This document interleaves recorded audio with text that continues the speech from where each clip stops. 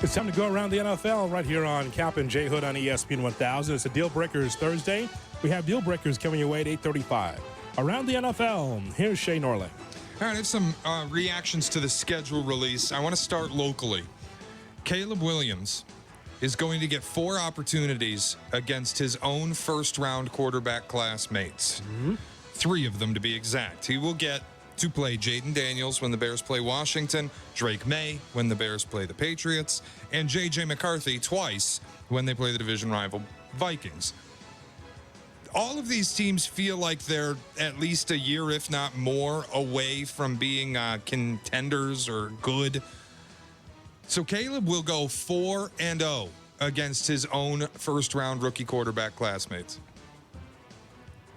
I'm going to say no shot. I think I had them losing to one of them to Minnesota. So I'm going to say no shot that he goes 4-0. I would agree. I have the Bears. Again, this is just first time looking around. Losing to the Vikings once. That's it. Oh, well, losing to the Patriots as well. I have him. I would imagine Drake May still the quarterback at that point, learning on the job. So I have them losing twice. And by the way, Shay, so we're saying you believe McCarthy will win the job, or at that point in time he'll be the quarterback? You're playing him so late.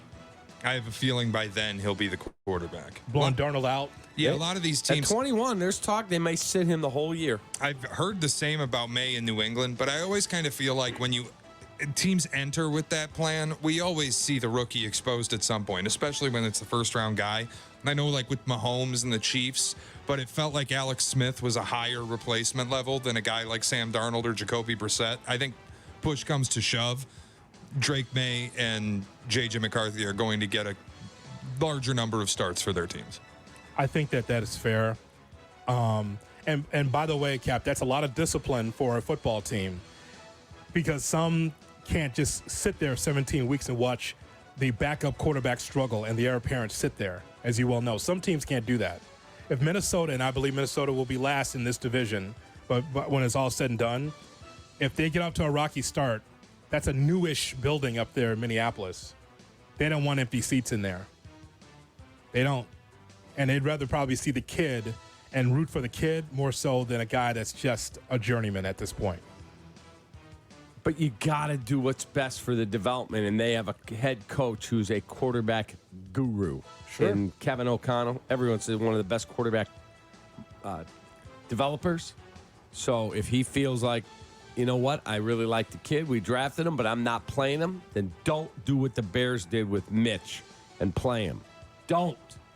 That moniker for O'Connell, that's going to be put to the test this year, won't it? It will be.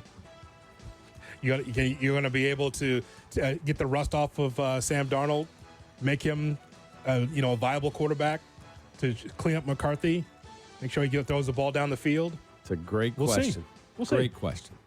All right, Shay. All right, one of the voices you hear, I'll say most days on this radio station, had a bit of a reaction to finding out that the New York Jets would debut on Monday Night Football for the second straight season. The only thing I asked for as the NFL schedule release came out was do not let the Jets open on Monday night. No. Whatever else happens, don't let the Jets open on Monday night. Okay. So what was I just told?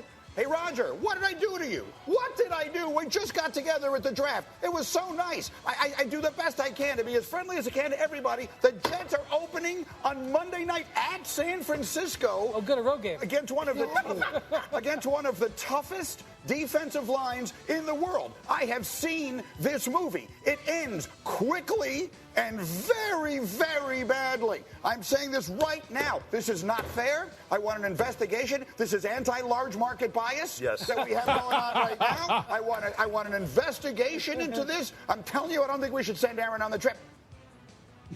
I have to tell you, there's a saying I hold very dear in my career. Root for radio. That's funny. And I am rooting, I think, this is maybe wrong to say, but because I want a Greeny rant that would be incredible, I am rooting for Aaron Rodgers' Achilles tendon to do the funniest thing possible. Explode twice on Monday Night Football. I just want to hear Greeny. Don't do that. Don't do that. Tune in. Don't. You can say you want him to play bad and Greeny have a meltdown. It would be so funny. It would, obviously, it would be tragic for Aaron, but come on. The guy's made hundreds of millions of dollars in his career. I can root for radio on this. It would be from the clear blue, and the Greeny rant the next day would be historic. It would be. It would be. He would not need 4 or 5 people around him at the desk. It would just be him just yelling to Hembo. This is outstanding, Cap. He wouldn't even be on the air. He would just fold Cry. it up. He'd cry. Just cry. First of all, I don't know if Aaron Rodgers would be hurt in that first game at the 49ers, but he is going to get crushed. The Jets will be crushed. They are going to get dismantled by the 49ers. Oh, my God. That game's in New York, right? At San Francisco. Oh, at San Francisco. Okay. That'll be all. That's going to be a tough one. They're going to get crushed. The erudite, smarter than everybody in the room, Aaron Rodgers is going to get obliterated by the 49ers. Holy cow. I think that's a competitive football game. I do. Oh, sandwich bet. Yeah. Oh, competitive, huh? Yeah. Okay. To be clear, I'm not actively rooting for Rodgers to get injured, but Yes, we you are. have to admit it would be funny. Let me ask you a question. What's the It line? would be What is the very line on funny. that game? I have to look. I don't have it in front of me. Can you squeeze in one more, sir? I would imagine it's something like Niners 5-ish, but That is correct. That's just- I'm taking the point. is that really right? Is it 5? Yeah, it's 5.5. That's Give me the fantastic. 5.5. I'm Look taking at it. me. Right now, I'm taking it. This is one I saw that I thought was odd. So the Eagles are going to end the season against the New York Football Giants, Week 18. Saquon Barkley will have an opportunity to lead the Eagles to the playoffs by running all over his old team in a revenge game finale.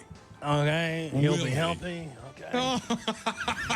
Here we go. Root for radio. What do you get Yeah. a great Francesa rant? Can you believe the Giants, Saquon Barkley had him? You know, they had Barkley, okay? And he's with the Eagles, okay? He runs the football well. He runs at 200 yards. 200 yards, okay? So that's what's going to be great. Could you imagine? Oh, God. They did not do right by Barkley, okay? That's going to be great. That'd be There's amazing. certain things in the schedule you're like, okay, that's going to be interesting development.